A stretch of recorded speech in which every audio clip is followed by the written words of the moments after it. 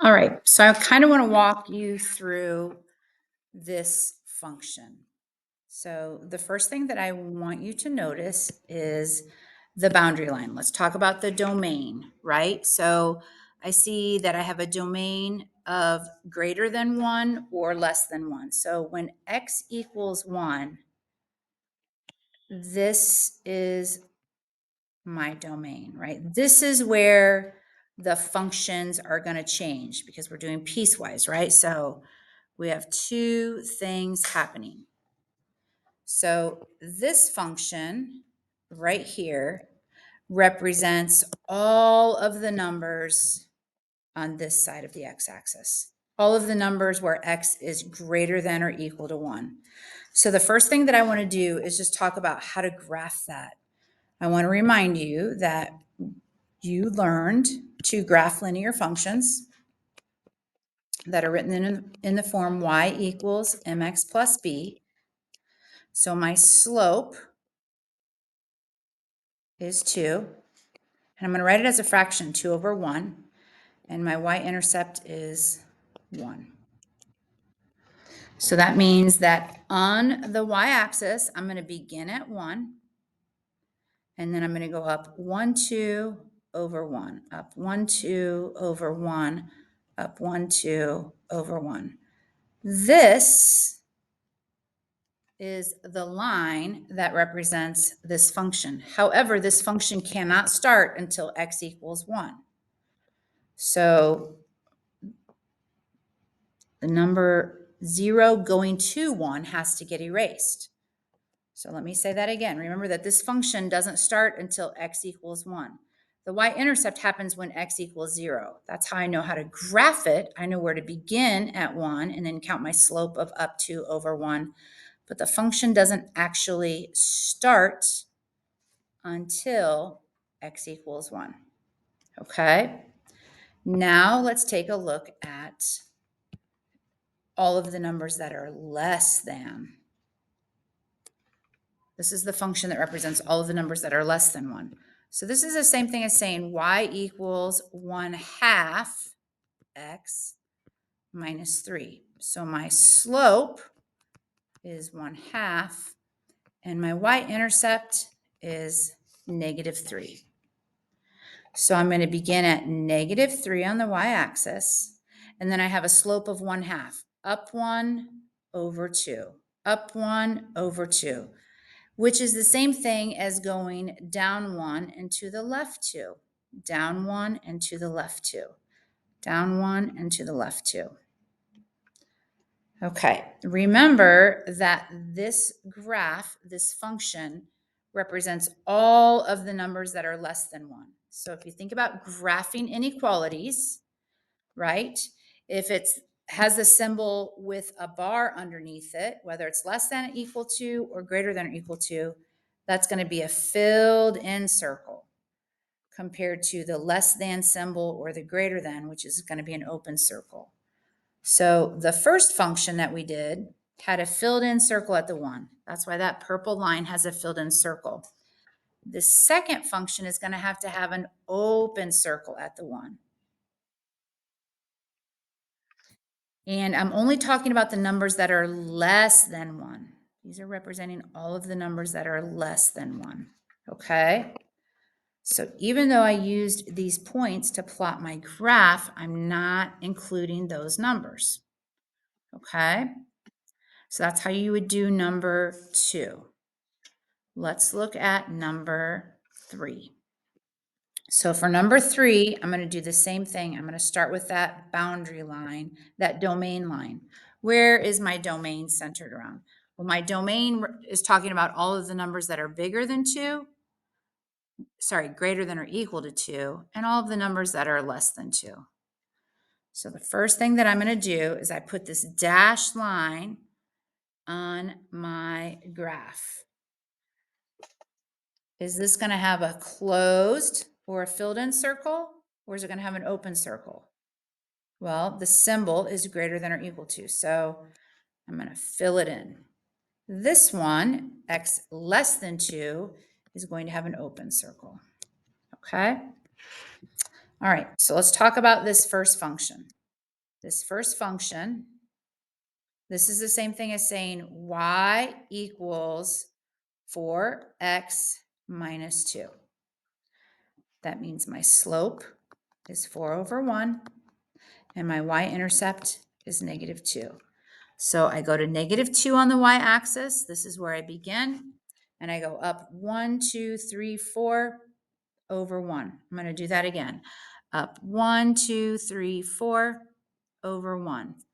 I'm going to do that again. Up 1, 2. I see I'm running out of grid line. 3, 4 over 1, just so I can draw my line.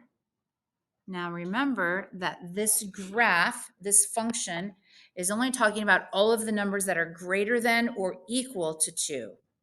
So the point that I drew on the y-intercept and the one that comes after that is not included.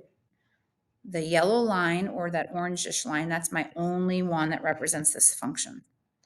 The other part of the function has all of the x values that are less than 2. So this is the same thing as saying negative 1/3, sorry, y equals negative 1/3 x plus 4. So I begin at 4, my y-intercept is 4, and it has a slope of negative 1 over 3. I'm going to begin at 4, positive 1, 2, 3, 4, and I have a slope of down 1 over 1, 2, 3. I can go the opposite direction, up 1 over 1, 2, 3. Up 1 over 1, 2, 3. Now when I connect my points, remember that when I go through here, I have to have an open circle. That is representing an open circle. Okay? So that is how you graph those two questions. That's number 3 and number 2 and number 3. I'm going to go back to number 2 because the first thing that you have to do is graph them. The first thing that you need to do is graph them. Now I'm going to evaluate the functions. So we're going to evaluate f of x when x is negative 2. So that's using the x over 2 minus 3. We're going to evaluate the function when x is at 6. That's using the function 2x plus 1. We are also going to evaluate the function when x is at 1. That is using the function 2x plus 1 again. So I'm just going to plug those numbers in for my function. Okay, so when x is negative 2, I have negative 2 over 2 minus 3. That's the same thing as negative 1 minus 3, which is negative 4.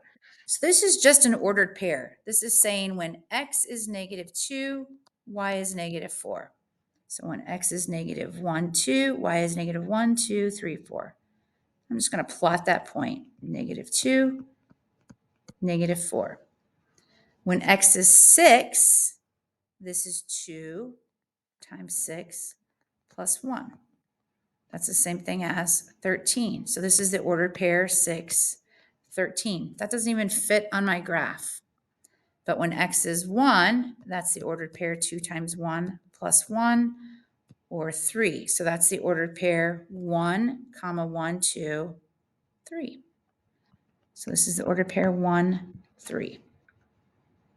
Again, I'm going to go down to number 3 so you can see what that looks like.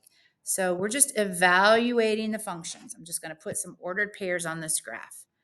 So negative 4 is going to be the function negative x over 3 plus 4. When x is 8, that's going to be using the function 4x minus 2. When x is 2, that's also using 4x minus 2. So let's do some evaluating. So I have negative of negative 4 over 3. Well, negative times a negative is a positive. So I really have 4/3 plus 4, which is the same thing as, I'm going to write it over here, which is the same thing as 4/3 plus 12/3. So that equals 16/3, which is about 5.3. So I'm going to go to where -4 happens on the x-axis. 1, 2, 3, 4. And I should be crossing this graph at about 5.3. 1, 2, 3, 4, 5.3. Look at that. So that is the ordered pair, -4 and 16/3. This next one, I let x equal 8. 4 times 8 minus 2. Well, that equals 30. Again, that's the ordered pair 8, 30. It's not on our graph. When x is 2, I have 4 times 2 minus 2. So 8 minus 2 is 6. That's the ordered pair 2, 6. So when x is 2, y is 1, 2, 3, 4, 5, 6. So this is the ordered pair 2, 6. These points right here, when you evaluate these ordered pairs, they will be on your function, but they don't tell you exactly how to graph your function. You really need to use what you know about graphing equations. Okay? I'm going to do one more for you just because I think it'll be beneficial. So I'm going to do number 4 with you. So number 4, let's look at this. The first thing I want to focus on is my domain intervals. My first domain happens when all x values are less than or equal to 0. So that's this line right here. All of these numbers on this side are going to be less than or equal to 0. Okay. My next domain interval takes place between 0 and 3. 1, 2, 3. So I'm going to draw another set of dashed lines because, again, I want you thinking about, remember that the function changes when it hits that line. All right, so let's look at this function. So this is the function y equals -x plus 4. This tells me that my slope is -1, which is -1/1, and my y-intercept is 4. So I'm going to go to +4 on the y-axis, 1, 2, 3, 4, and I'm going to plot a point. I have a slope of -1. That's down 1 over 1, down 1 over 1, or up 1 and to the left 1, up 1 and to the left 1, up 1 and to the left 1. So this line going from 0 back towards the negative numbers represents the first part. Now let's look at my second part. Okay. This is the function y equals x squared minus 5. Well, this says take the parent function, which is a quadratic, right? It's a parabola. You're going to take that and you're going to move it down the y-axis 5 units. So I'm going to start with the parent function and I'm going to go down 5 units. 1, 2, 3, 4, 5. And that's where I'm going to begin. But it's not including 0, so this actually should have an open circle. So I'm going to put an open circle on the 0. 1, 2, 3, 4, 5. Okay. So what do I know about a parent, like the parent function of a quadratic? Well, let me tell you, I know a couple of really cool things. I know that when x is 1 and I square it, y is 1. I know that when x is 2 and I square it, y is 4. I know that when x is 0 and I square it, y is 0. So here's really what's happening. This is like the 0, 0. This is the 0.11. This is the 0.24. This is the 0.35. Well, you go up 5, 3. Let's see. 1, 2, 3, 4, 5, 6, 7, 8, 3, 9.